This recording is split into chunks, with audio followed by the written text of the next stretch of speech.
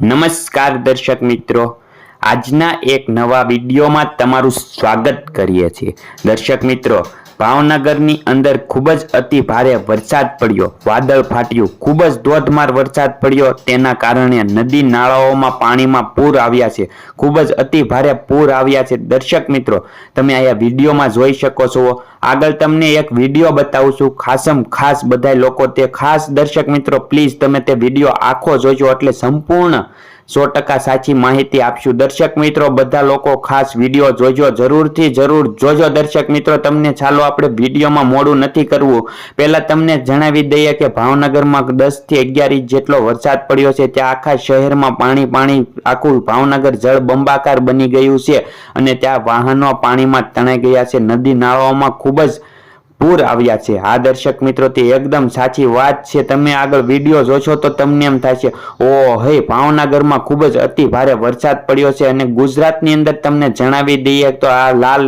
Area છે તેની અંદર ખૂબ જ તે વરસાદ પડ્યો અને ખૂબ જ અતિ ભારે વરસાદ પડવાના કારણે ખૂબ જ મોટી નુકસાનીઓ પણ થઈ છે ઘણી બધી। ચાલો દર્શક મિત્રો તમે પહેલા ભાવનગરના વિડીયા જોવો તો તમને ખબર પડે કે ભાવનગરમાં સારો એવો વરસાદ પડી ગયો છે। અને भगवान पानी रुकवा दो, मुझे घर जाना है भगवान। टाइम लगेगा। हाँ?